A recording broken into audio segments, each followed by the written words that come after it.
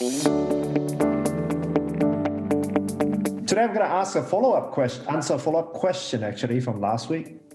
The individual who said last week, if you guys recall, answered a question on I feel guilty on the days that I don't work enough or don't work at all. Should I be feeling guilty?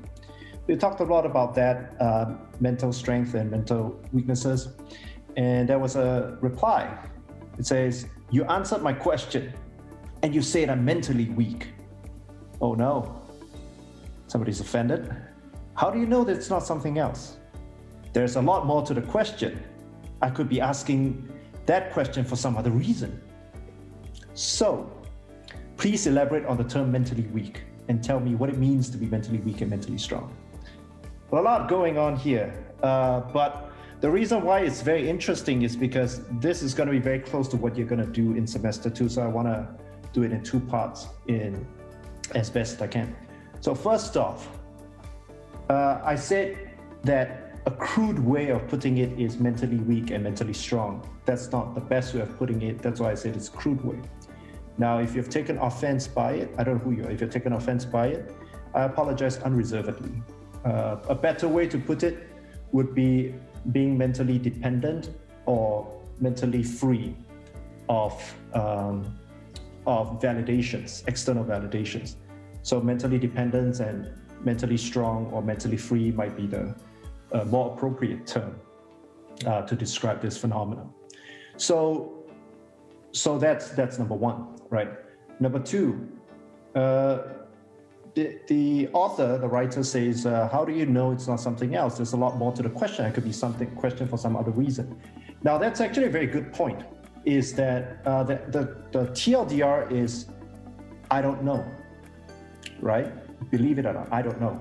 I don't know whether there is more to it or less to it. And that is absolutely correct. So what do you do when you don't know? Right? In fact, a lot of the question, unless it's very direct, like you asking, what is your favorite video game, right? That's very direct. Most of the question comes down to some sort of unknown, right? Now, there are 3 unknowns and knowns in the world that you need to understand. And this is coined by former US Secretary of Defense Donald Rumsfeld. And that is, there are 3 unknowns in the world: known known, known unknown, and unknown unknown. Everybody got that? Known known, that's the first one. Known unknown, and unknown unknown. So when when the author asked the original question in the trilogy, I think it's going to be a trilogy. Right now it's just 2 parts. It's getting exciting. But the author originally asked the question, there's a lot of things obviously I don't know, right? Why and what is the story behind the question? But so the only thing I could answer that I could talk about is the way the question is being put together.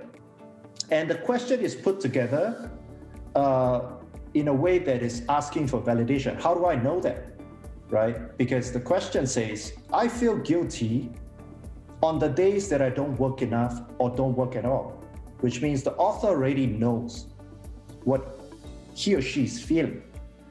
Then he or she is asking, should I be feeling guilty?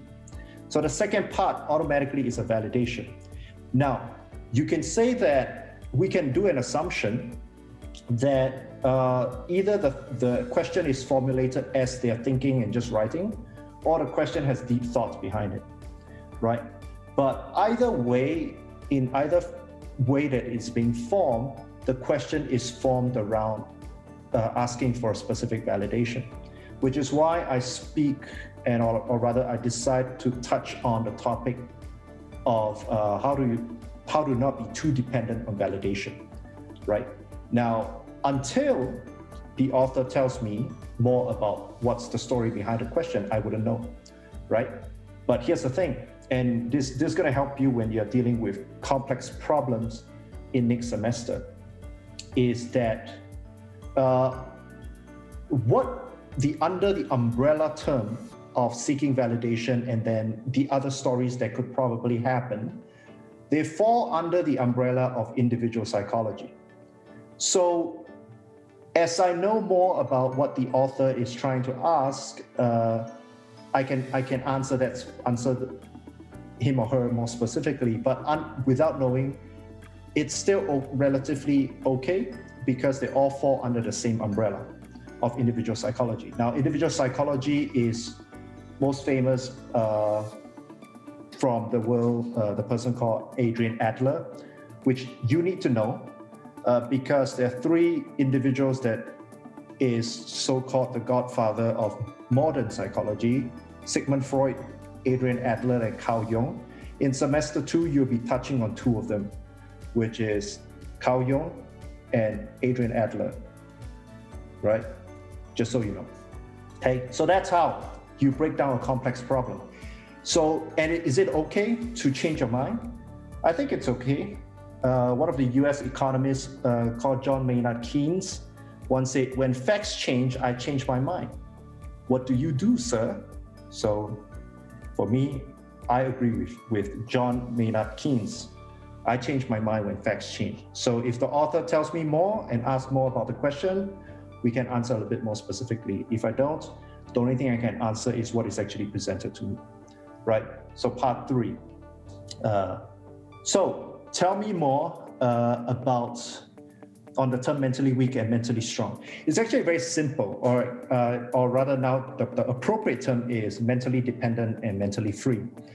Is that if you read up about Adrian Adler, there's a study going is that schools, North American and European schools in general, perform what we call positive reinforcement education, which means that every time a child does well, you, me, if I'm a child, right, adult child, does well, we give you compliments. Of course, compliments is great. Praises are great. Everybody loves praises. I like it, you like it, everybody likes it, right?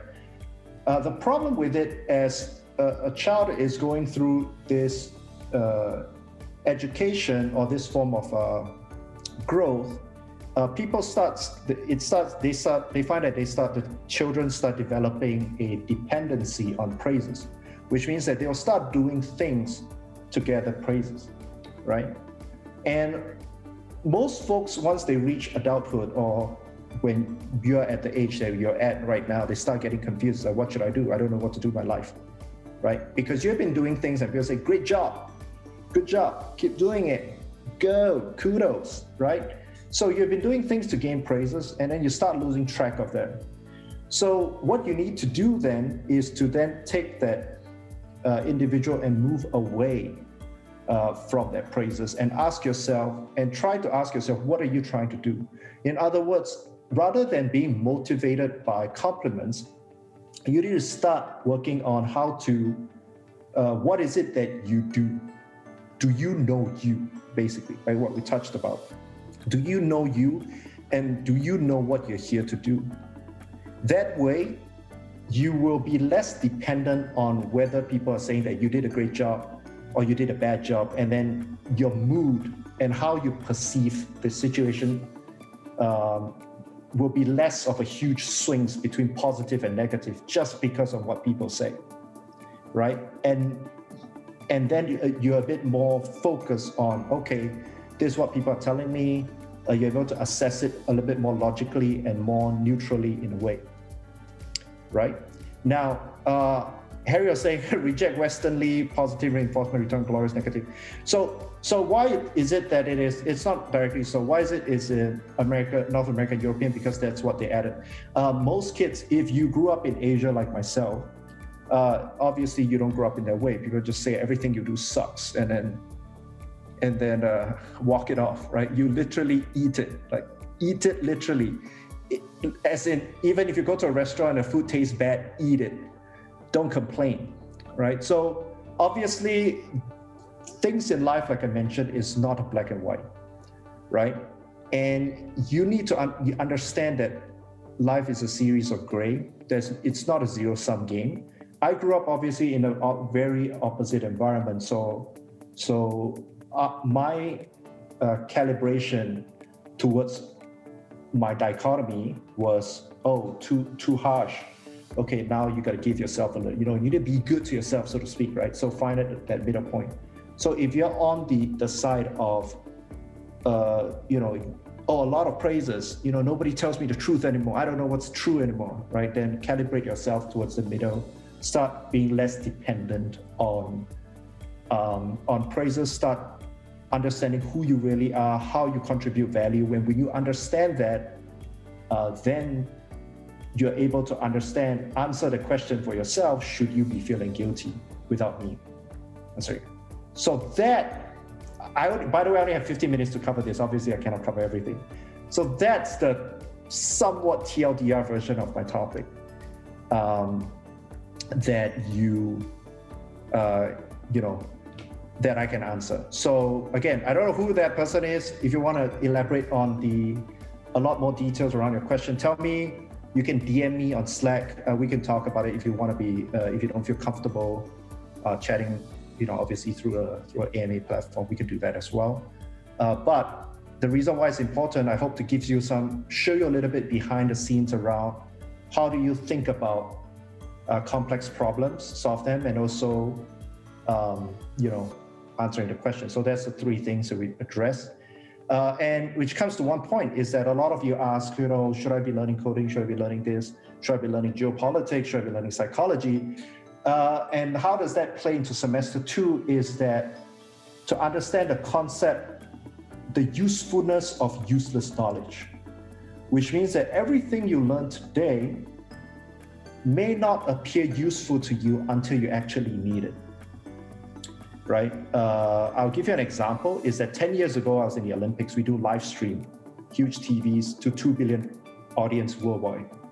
10 years later, in 2020, we did Game of Apps live stream. Some of the knowledge was like, I learned it as like, oh, that's the only time I ever used it. I left the industry, but it's applicable in modern live streaming context as well.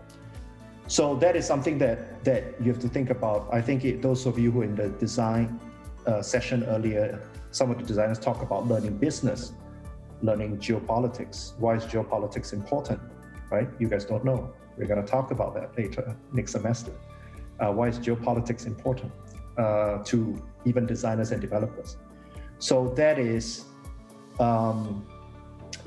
what you need to approach it